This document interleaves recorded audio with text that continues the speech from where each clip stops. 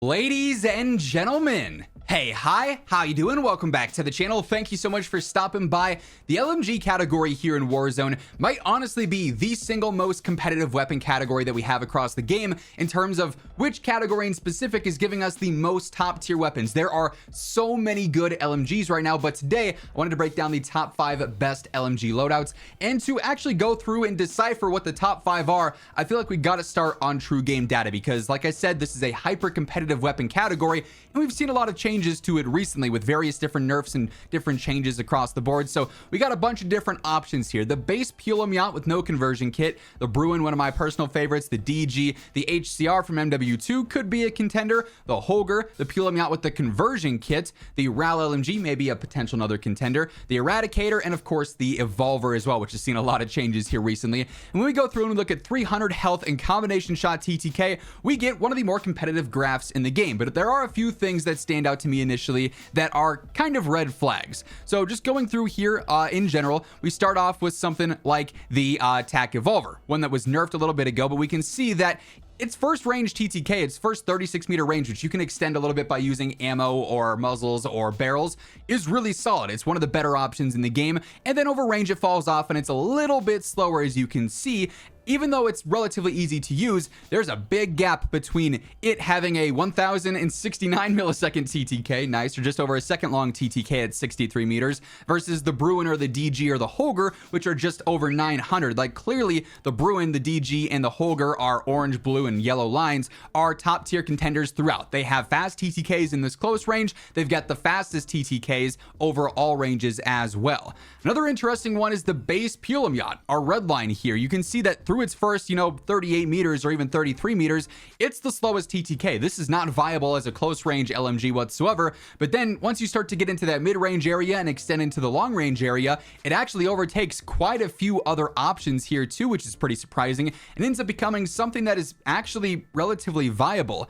The Eradicator, sort of our lime line here as well, really low recoil and extremely easy to use, and a lot more versatile than the Pulemyot. It's got that super fast close range TTK through 38 meters, and then it's just a mid TTK over range, but you're also going to be incredibly accurate with it there because it is so low recoil, so you can get by with using that there and it's actually acceptable.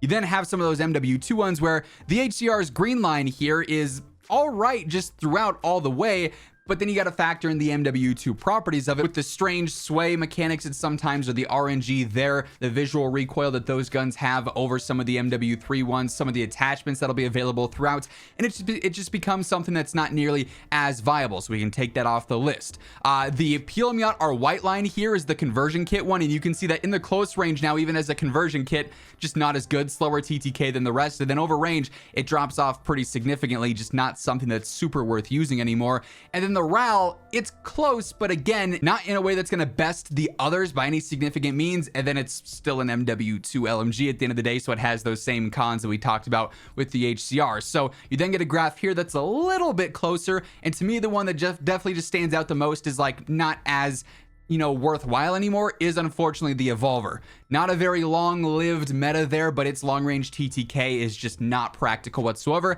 and that leaves us with 5. The Pulemyot, the base Pulemyot, the Bruen, the DG, the Holger, and the TAC Eradicator. So let's go through and break down the setups for these. By the way, as we're diving into all the setups here today, if you're new here or you simply have not subscribed yet, this is your one-stop shop for everything going on in COD. Meta breakdowns, news, updates, it's all here. So feel free to hit that subscribe button and turn on those post notifications. And if you enjoy the video or if you find it helpful at all, do me a favor and drop a like. It's always really appreciated. So initially here at number 5, I've got the Pulemyot. As we saw, its first range wasn't really anything that crazy, but over range it can hold its own. And this, I think, might be the first time we're actually talking about a Pulemyot setup that doesn't include the conversion kit. So quite a few different attachments here because of what's available when you're not using that. So initially here, pretty basic. I am still using the 2.5 times Eagle Eye Optic, no surprises there. I do go for the ergonomic stock here. This is going to help out with general gun control, some strafe speed, a little bit of movement speed, so you're still going to be slow because it's an LMG, but at least you're a little bit faster here. And it also helps out with firing aim stability, which is obviously so clutch in this game, so that makes that a lot easier to use. Also, for what it's worth though, the wood stock would be good too. It helps out with just general control and firing aiming stability. So if you want a little bit more recoil control, I'd opt for that instead, but I kind of like the versatility that the ergonomic offers there.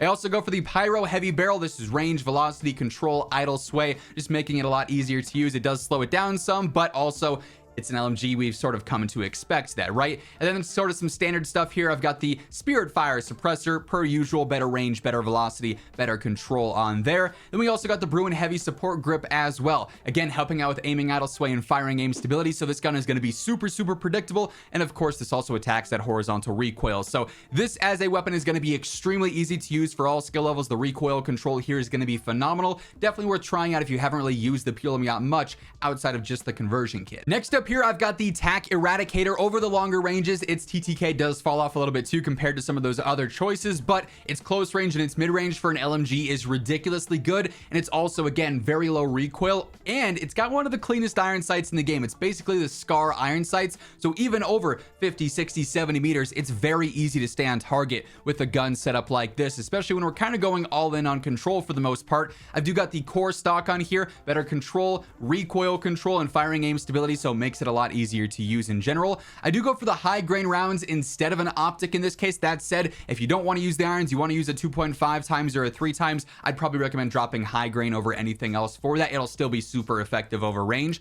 Bruen Heavy Support yet again on here, same deal as Spirit Fire Suppressor. Then I go for the Conquer 70 long barrel. This just adds in range and velocity here. Because of the control that we're getting elsewhere between our stock, muzzle, and underbarrel, this means that it's going to be easy to use and super, super good. Like, that's a 49 meter effective damage range there, which is phenomenal for just an aggressive gun build like this. A ton of fun to use. Hasn't seen as much sort of limelight in the past couple of meta updates, but it's there still. It can hold its own just fine. It's also just so versatile as an LMG that I really do enjoy this one. Next up, I've got the DG58. Even though like 80% of this gun is hidden behind my face cam, for some reason they couldn't have just centered it a little bit. Either way, the DG is so good. This is one of the easiest weapons to use in the entire game. Its recoil is so simple, so you're gonna be able to land a lot of shots with this thing very quickly, very easily. And it also happens to have one of the best TTKs in the entire LMG category and in the game in general too. So like, this is checking all the right boxes for a phenomenal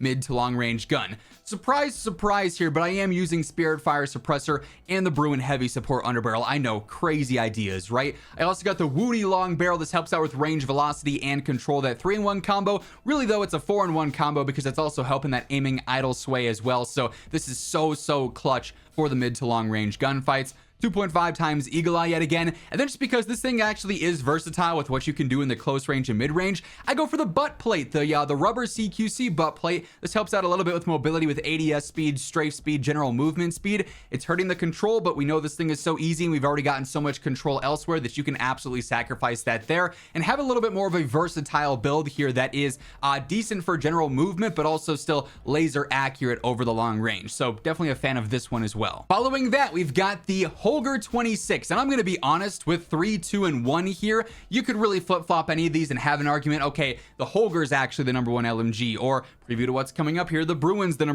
LMG, or the DG's the #1 LMG, and you'd have a viable argument. Like, they're all so close that really it's more so preference than anything. What's important though is that they're all so good in general, right? We're going to have a similar Holger setup here to that of the DG.